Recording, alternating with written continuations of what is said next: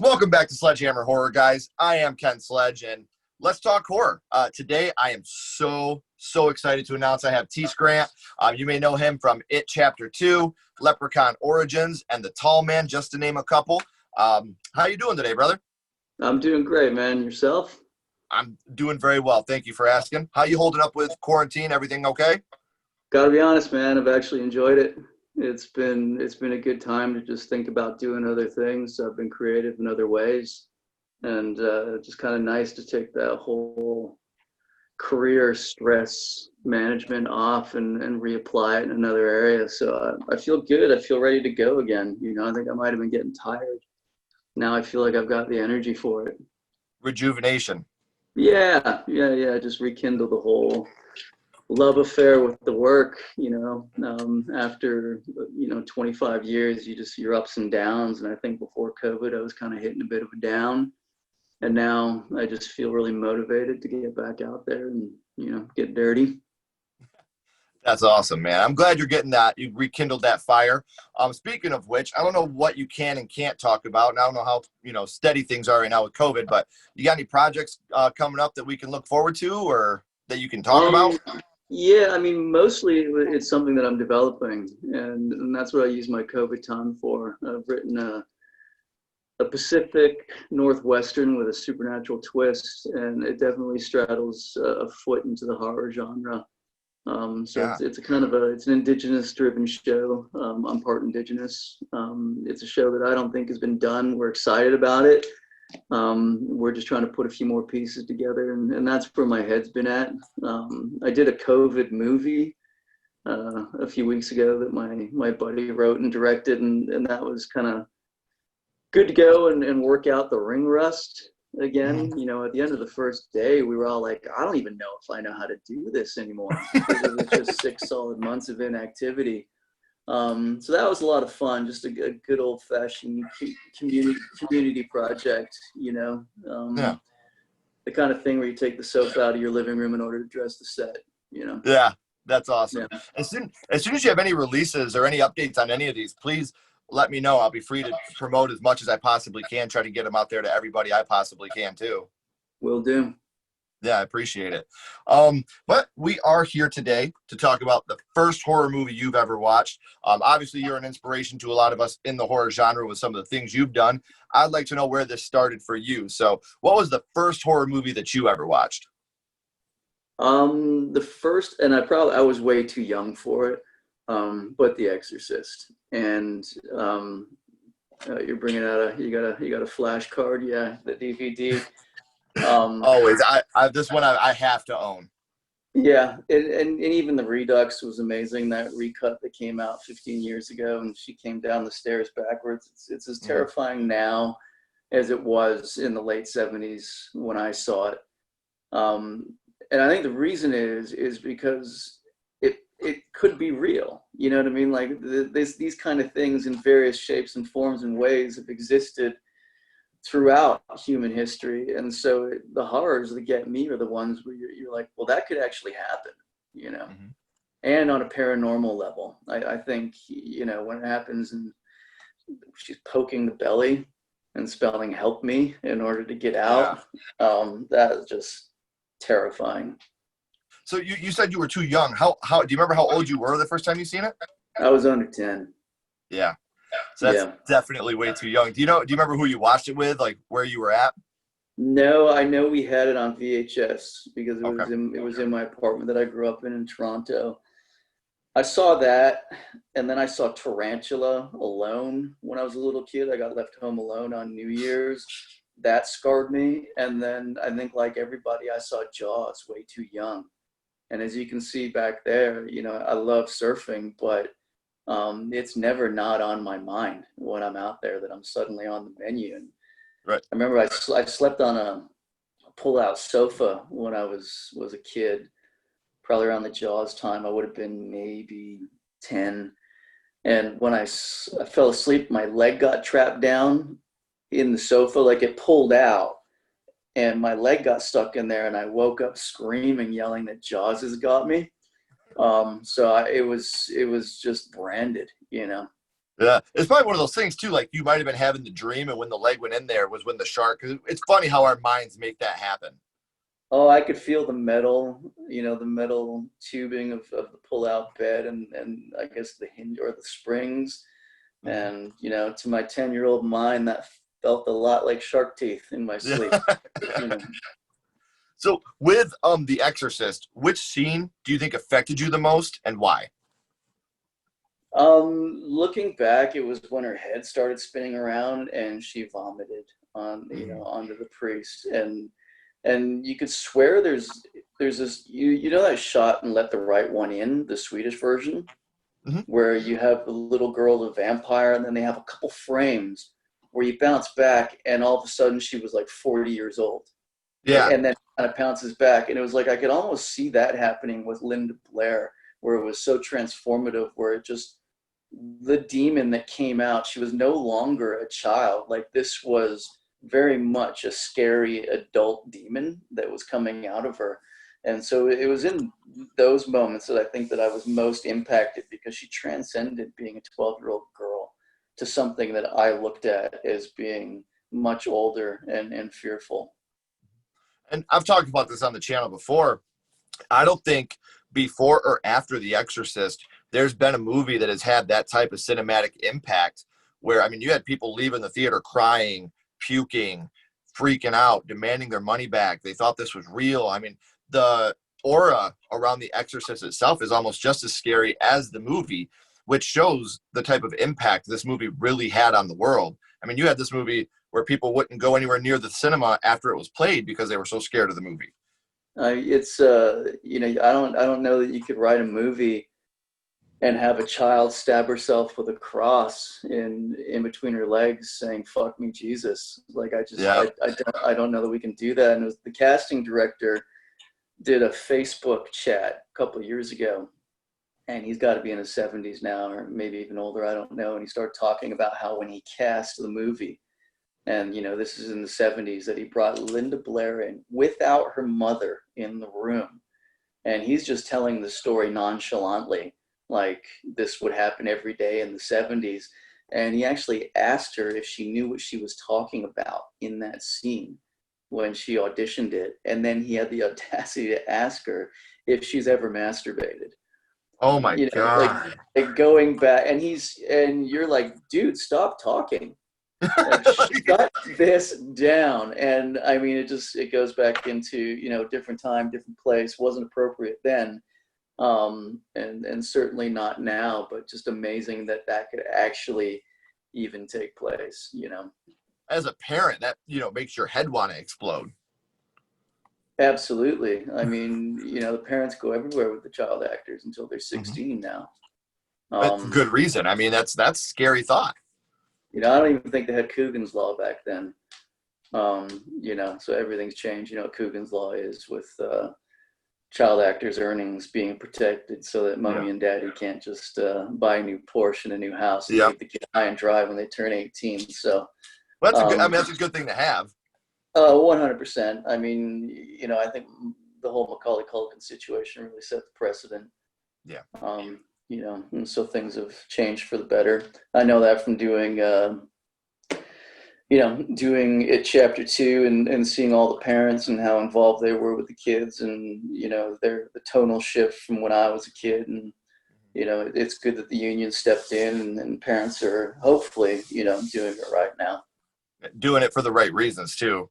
100%, and I think it's a difficult thing too. I mean, when these kids, they hit it big and they're in their cute childhood, and there's peaks and valleys of a human being's awkwardness as you go through life. And you might be a great 15-year-old, 19 to 25 can get a little weird for certain people. Then you pick it up again at 30, late 30s, no, you don't really fit. Then your 40s, you're okay. And so it's got to be hard for parents to manage the expectations of some of these young kids who have these really big moments early on, you know? Well, especially you're talking about the kids, from It Chapter 1 and 2. I mean, they did a great job in those films. I thought I loved I loved the reboot you guys did. I thought it was great. Obviously the original made for TV one will always hold a special place for me. But this one, you guys had the budget and you had everything to make it that much bigger, Yeah, I think the future's bright for all those kids. They're all so talented.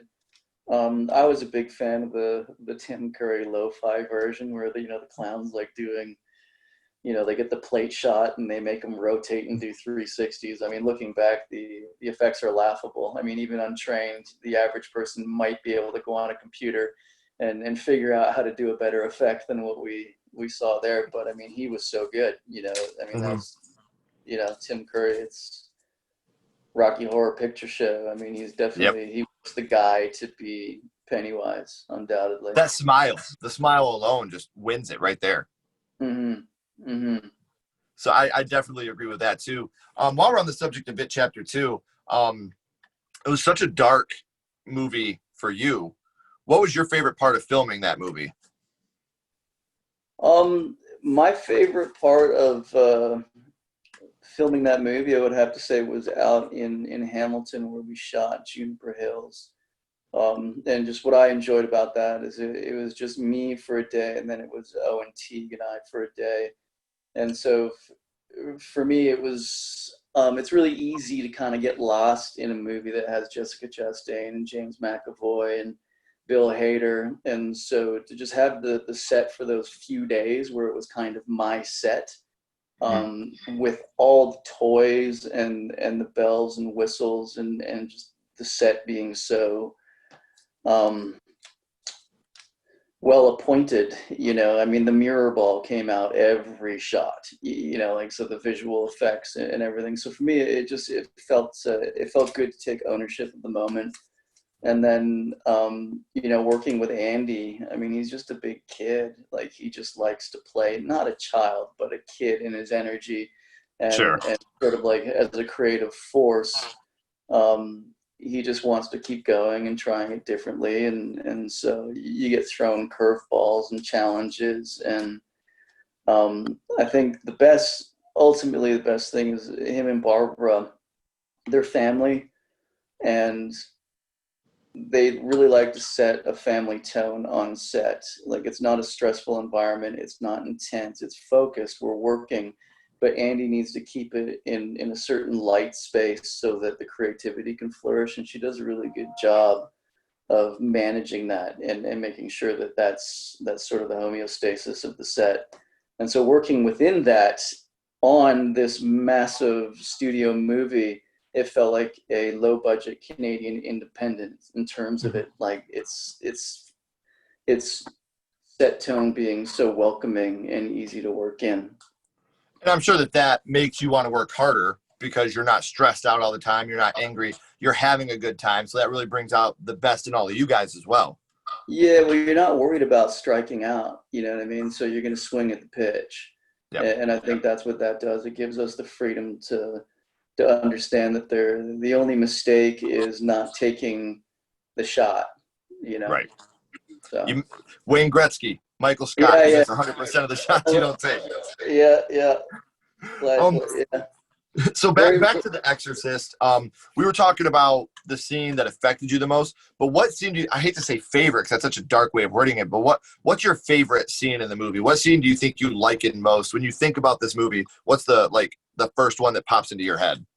The body of Christ compels you. Mm-hmm. and the flicking of the holy water. And then when Linda Blair kind of pantomimes like it's getting the better of her, and then you realize that it's not, and she's laughing it off, and then you really got a twisted sense of exactly what we're up against. And the priest himself, all of a sudden he knows it. And for us, we're like, okay, well, where's this gonna go? And I think that's one thing about the movie that doesn't get talked about a lot is a lot of movies you're like, okay, we're obviously going to have a happy ending. But with this movie, there's just always that fear of impending doom all the time. Like, I don't see how this can possibly turn around to go the right way.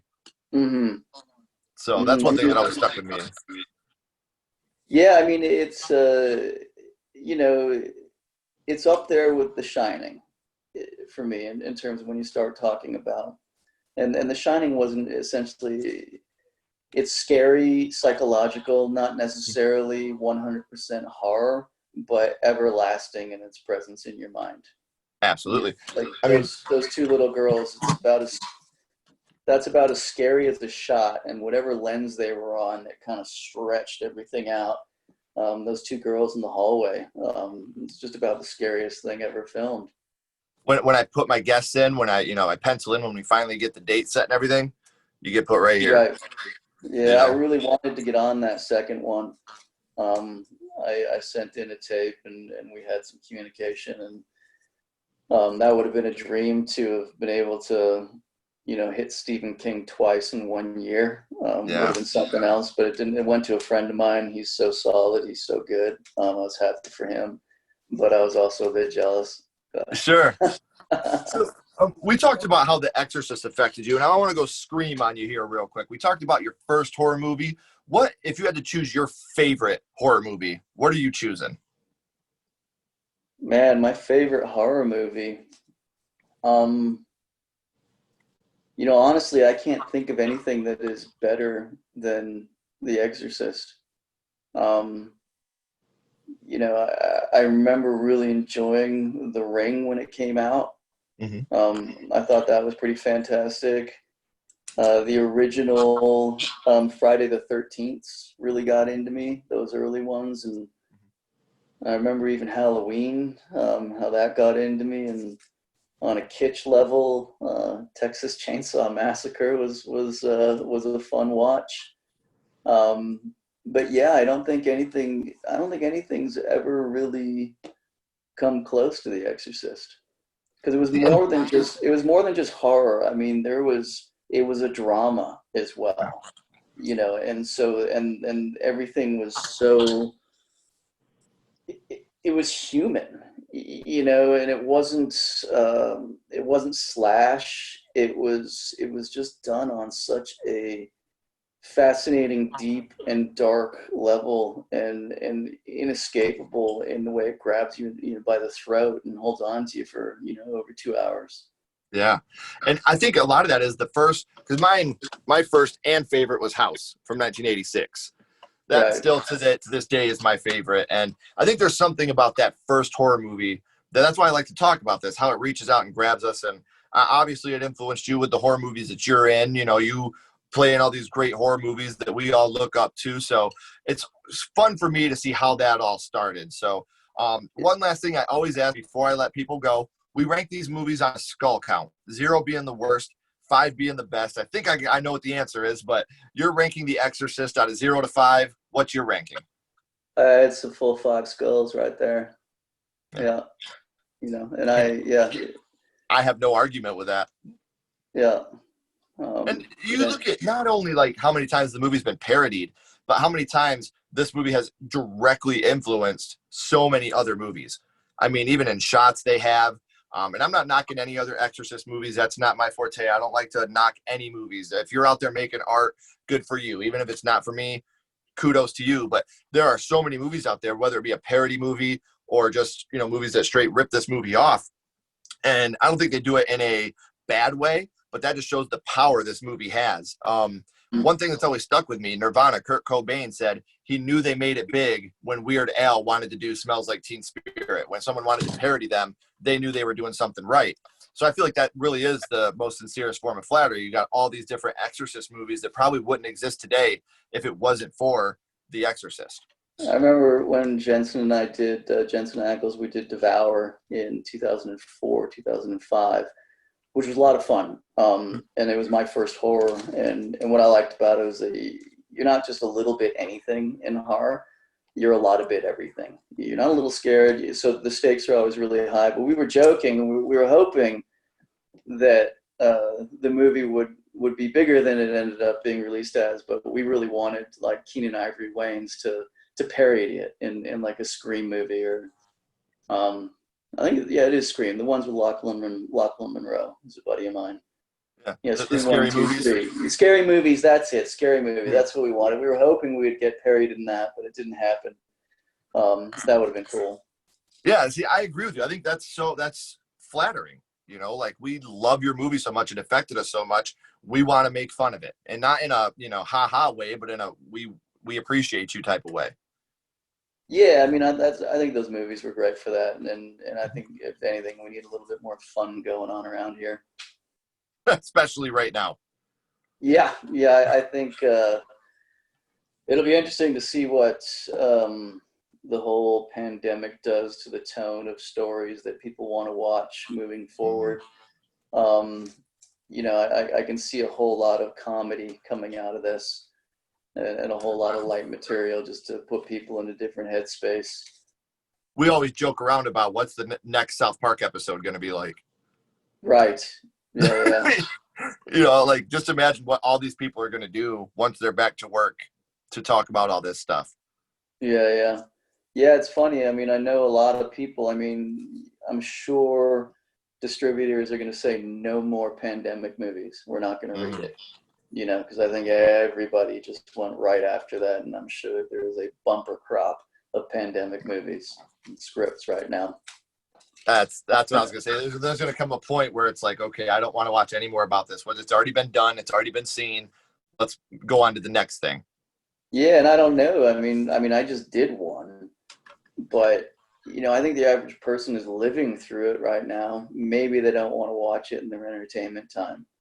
Right. 6 months to a year from now, maybe they just want to explore something different. You know, even if it's like zombies. Have you seen? Which is kind of like a pandemic sort of crossover, because the zombie infections pretty much are a pandemic. But Train to Busan, I don't know if you've seen that, but the Korean imagery and the Yeah. way they do it, and you know, just the visuals in there are, it's somehow scarier. Their zombies Yeah. were terrifying in that movie. See, and I'm waiting for, because they always do, you know, like with Ringu and Ring. Train to Busan didn't get, very little here in the U.S. Right. You know, it didn't get the excitement that it should. But I'm with you. I'm always looking for something new, something to watch. I love horror movies. It's something that I've been a fan of my whole life. I grew up with my family owning a video store, so it was always easily accessible for me to go and grab horror movies whenever I wanted. So this is something that's very near and dear to me. So I'm always looking for something new to watch. Well, with the, you know, Train to Busan, you pack in the idea of a self-absorbed father, who throughout the story becomes a man. You know what I mean? And he makes the selfless act in order to take care of his daughter, above his own needs. So you pack in that little emotional arc in there, and you can't weigh a horror down too much because it ends up sinking it when you put too much of that underbelly. But I thought it was just enough to make me care, and Right. then you're fearing for the characters, you know, ever more. Well, like you said, you got to care for the characters, or else you get, like there's a couple slashers out there where you don't care about what happens to the characters because they're all bland, boring, or just a bunch of assholes. Yeah, it's You a got to give me some difficult thing. characters to care about. Yeah, and it's, you know, it makes that first act really hard. Mm-hmm. You know, because sometimes you can feel them really working hard to build that something, that little thing that the audience can grab onto for that character, and then sometimes they're able to build it in just a little bit more naturally. You know, and that's just quality of writing. You know, whatever Mm-hmm. they're there to do. The slasher genre, I think I was over that by the time I was in my teenage years. Yeah. You know, even though Halloween and Friday the 13th probably the two most notable. And Jamie Lee Curtis is, you know, Scream Queen for a reason. She's fantastic, but they don't hold up, you know, the same way today as some other movies do. Sure. See, I've always been a huge slasher fan. I think it goes in like periods. Like they died for a little while, then you got Scream, then it rejuvenated Right. it for a while. So I think right now we're just waiting on the next Scream to come out and rejuvenate the slasher genre again. Because I'm with you. After a while, you get burned out on them. It's just I need something new here. Yeah. Yeah. So I mean, for me, it's, I mean, I definitely enjoy working on horror, and I mhm. really do enjoy a good horror. But I mean, I'm sure you feel the same. I've been disappointed so many times, opening up a DVD and putting on a horror, and then, so the amount of really high quality horrors is rather hit and miss as a Mhm. fan, you know. Yeah. As an actor, there couldn't be a better day at work than being covered in blood and, running Right. from running from a demon or whatever it is. I mean, that's just a lot of fun. Yeah. See, and I'm glad you have that appreciation as a fan and as an actor. Like, it's so cool to hear that, because I'm just a fan. So, I love what you guys do. I respect what you guys do. And, it made a lot of us realize with this pandemic, the hard work that you guys do and how much we appreciated or how much we should have appreciated and we didn't. Because now, I miss going to the cinema. It's something I really, really miss doing. Me and my wife would go all the time, and now there's nothing. So Yeah, it's something that we definitely took for granted pre-COVID. I mean, it's amazing looking back how many things that we all took for granted, not just whether it's saddling up to an open bar stool or grabbing a table in a restaurant or seeing more than 4 friends on any given occasion, all of these High things. fives and But hugs, man. yeah, I'm not a huge human contact guy, but I gotta admit, like, it feels awfully strange to be observing this proximity and not being able to actually really connect with people. Yeah, it's definitely odd. 'Cause I'm a huge handshaker. I'm a huge hugger. So that's one thing for me that, like, it's easy for me not to do it because my wife is a respiratory therapist. So I get to see firsthand what she goes through, and she tells me all the horror stories. So it's really easy for me to social distance, but it was definitely a bit of a change there for a little bit. Yeah, I think, I got really used to it fairly quickly. I mean, we were wearing masks up here, dating back to like mid-March is when film shut down here, and my wife and I started wearing masks and gloves and went to the grocery store. But those first few trips to the grocery store, when all the aisles were just ripped and barren, we were looking at each other and we're like, do we need to get into this whole stockpiling thing, or are we just going to wait this out? And, in a couple of weeks, everything ironed out and supply chains were Sure. there. But it was it really did feel like, act 2 in a horror movie. The other shoe dropped and we went into this new world, and we're like, okay, well, how's this going to unfold? Right. Those trips in the grocery store, those first ones were creepy because we didn't have all the information back then. Mm-hmm. And it's still, they're still saying there's going to be a second wave, and that's all I ask. Just social distance, wear your masks. Let's end this. I want to start watching baseball with fans again, so it's one of those things where we just got to do our job, social distance, wear a mask. Let's get over it. Yeah, I mean, and I know you guys down there, you're dealing with a more critical situation than we are up here. And so, we just hope that, that second wave isn't as big as they say it's going to be. And also that, in the United States, we can start to see the numbers come down a little bit. It's 5 million. It's the drop in the bucket theory, the exponentials. And when you get to half of the bucket, the next drop is the rest of the bucket, And Yeah. we certainly don't want to see that happen. So we hope that things start moving in a healthy direction for you guys down there. I appreciate the support. We really do need it. But, well, man, I've had such a great time talking to you. Don't go anywhere. I got a couple more questions for you. Everybody else, thank you for watching. Remember, keep talking horror, stay what you are, and we'll talk to you guys soon. Bye, guys.